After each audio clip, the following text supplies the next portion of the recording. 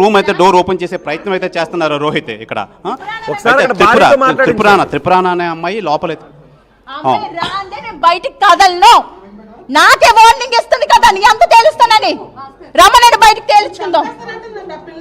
నక్షత్ర ఏంటి ఏమన్నారమ్మా, ఏమన్నారు ఇప్పుడు నేను వచ్చి పట్టుకున్నందుకు నన్ను చంపేస్తారంటే సార్, ఆ ఇద్దరు కలిపి నన్ను చంపుతానని మీడియా ఒకసారి శివరామకృష్ణ ఫోన్ ఇవ్వండి ఆమెకి. అమ్మాయి బయటకు వచ్చిందంటే నేను ఇక్కడి నుంచి కదలుతాను. శివరామకృష్ణ ఒకసారి నక్షత్రకి ఫోన్ ఇవ్వండి సార్. నా ఫ్యామిలీ గన్న పాప గన్న నాకు గన్న ఏమైనా వీళ్ళిద్దరు చేసిన పనిలే సార్. శివరామకృష్ణ ఒకసారి నక్షత్రకి ఫోన్ ఇవ్వండి. ఫ్యామిలీకి నా పాపకి లైఫ్ థ్రెట్ ఉంది. నక్షత్ర గారు నేను ఆర్టీవీ నుంచి మాట్లాడుతున్నానండి. సార్ చెప్పండి సార్. నక్షత్ర గారు సార్ చెప్పండి సార్. ఏంటి అసలు ప్రేమించి పెళ్లి చేసుకున్నారు, ఎందుకు మీ మధ్య విభేదాలు వచ్చాయి, ఎందుకు ఆయన ఇలా ప్రవర్తిస్తున్నారు, ఏంటి మీ? నా హస్బెండ్ కి చాలా ఇల్లీగల్ అఫైర్స్ ఎక్కువ సార్. పబ్జీ గేమ్లు ఆడుకుని అమ్మాయిని ట్రాప్ చేసి ఇవ్వడు సార్. అందులో నుంచి అమ్మాయిని ట్రాప్ చేసి ఇలాగ ప్రతి ఒక్కరు సార్ సొంత పెద్దమ్మ కూతురు కూడా పడుకోవడానికి రమ్మని అడిగాడంట సార్. నా దగ్గర రికార్డ్స్ ఉన్నాయి సార్. పెళ్ళాన్ని అంటాడు, నువ్వు సంసారానికి పనికిరావు, నాకు వేరే అమ్మాయిల దగ్గర సుఖంగా ఉంది అంటాడు సార్. నా దగ్గర రికార్డ్స్ కూడా ఉన్నాయి సార్. నేను అవి నాతోనే చెప్పుకున్నాడు సార్. సార్ ఈ రూమ్ లోనే ఉన్నారు సార్. డైరెక్ట్ గా అమ్మాయి పెళ్లి చేసుకున్నాను అంటున్నాడు. ఎవరు అమ్మాయి? ఎవరు లోపల ఉన్న అమ్మాయి? ఎవరు? నక్షత్ర గారు లోపల ఉన్న అమ్మాయి ఎవరు? అమ్మాయి ఒక పొలిటీషియన్ కూతురు అంటే సార్. అమ్మాయికి ఒక పొలిటీషియన్ కూతురు అంటే అమ్మాయి వంశీధర్మజ్ఞ అంటే సార్. రాజమండ్రిలో ఉంటది సార్. అమ్మాయి అడ్రస్ రాజమండ్రి ధవళేశ్వరం బ్రిడ్జి దగ్గర సార్. అమ్మాయి కూడా నా అంత తెలుస్తాను, నీ కూతురు అంత తెలుస్తాను అంటున్నా సార్. నక్షత్ర ఇప్పుడు కోర్టులో కేసు ఉంది, నేనేం సమాధానం చెప్పను అంటున్నారు. మీకు హస్బెండ్ ఏమంటారు? మేడం మీకు నేను చెప్తున్నాను కదా మేడం, కోర్టులో న్యాయం జరగదు. కోర్టే కాదు దిశలో ఎక్కడ ఏ పొలిటికల్ న్యాయం జరగదు. ఈ రోజు పట్టుకోపోతే కోర్టులో ఈ సాక్ష్యం చెల్లుతుంది అంటారా? నక్షత్ర గారు నేను నా నోటి మాటతో చెప్తే ఒకసారి ఫోన్ ఇవ్వండి మేడం. శివరామకృష్ణ ఒకసారి నక్షత్రకి ఫోన్ ఇవ్వండి. లవ్ మ్యారేజ్ చేసుకున్నాను, నా పేరెంట్స్ కి కూడా శివరామకృష్ణ నక్షత్ర పేరెంట్స్ ప్రతి విషయంలో శివరామకృష్ణ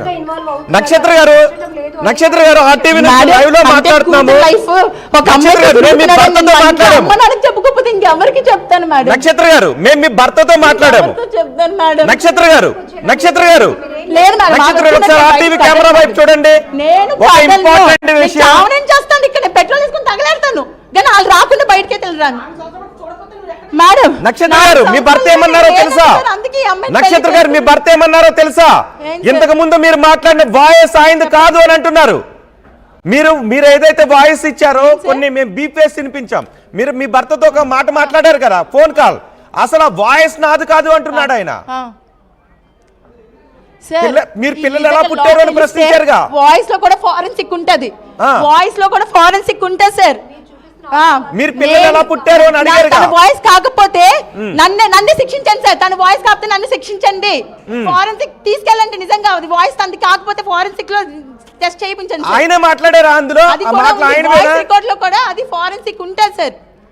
అంత దారుణంగా ఎలా మాట్లాడగలిగారు? నిజానికి మేము వినిపించడానికి కూడా మాకు బాధ అనిపించింది సార్. ఆడొక పెద్ద కామందుడు సార్. ఆడికి అమ్మాయిలు కావాలి, రోజుకు వర్జిన్ కావాలని భార్యతో నాతోనే చెప్పాడు సార్. రోజుకు ఒక వర్జిన్ కావాలంటే సార్ ఎక్కడి నుంచి తీసుకొస్తారు సార్? పిల్లలు ఎక్కడి నుంచి పట్టుకొస్తారు సార్?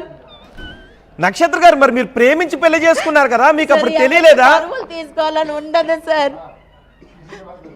నక్షత్ర గారు లేదు సార్. వాడికి డేటింగ్స్ యాప్ అని పబ్జి అని ఫ్రీ యాప్స్ లో పడి నన్ను నా పిల్లని వదిలేసారు సార్. నా పాపకి మొన్న రీసెంట్ గా మెడికవర్లో ఐసీయూలో పెట్టాం సార్. సీరియస్ అయిందని కాల్ చేస్తే కనీసం రాలేదు సార్. ఎంతమంది పిల్లలండి మీకు నక్షత్ర గారు? ఏం చేయమంటారు చెప్పండి సార్. మీరే ఇంత నీచుని ఏం చేయాలి చెప్పండి. వాయిస్ తంది కాకపోతే ఫోరెన్సిక్ నేను ఇస్తాను సార్. దీన్ని ఎక్కడి దగ్గర తీసుకెళ్తాను. సుప్రీంకోర్టు ఇచ్చింది కదా సార్ అడల్టరీ లీగల్. నేను చెప్తున్నాడు అదే కదా. ఆ విషయమే మేము ప్రశ్నించినప్పుడు పిల్లం పిల్లలు ఉన్నప్పుడు కూడా అడల్టరీ లీగల్ సార్. కరెక్టే, అవును. ఆ విషయమే ప్రశ్నించినప్పుడు ఫోన్ ఇచ్చి అక్కడికి వెళ్ళిపోయారు. నన్ను మ్యారేజ్ చేసుకున్నాడు. నన్ను ఎలా మ్యారేజ్ చేసుకుంటాడు సార్? అసలు ఎక్కడ మొదలయ్యాయి మీకు విభేదాలు? నేను డివోర్స్ కూడా పిటిషన్ వేయలేదు సార్. పోలీస్ స్టేషన్ లో కేసు వేశారా? పోలీస్ స్టేషన్ లో కేసు ఉందండి ఇప్పుడు. నక్షత్ర గారు దిశలో వేసాను సార్ 2 years బ్యాక్ వేసాను. మీరు ఏం డిమాండ్ చేస్తున్నారు? నాకు నక్షత్ర గారు అమ్మఒడికి రావాలి సార్. మీకు స్వతహాగా మీరు ఏ పోరాటం చేసినా ఇక్కడ నక్షత్ర గారు ఒకసారి మీకు ఒక్క విషయం యా,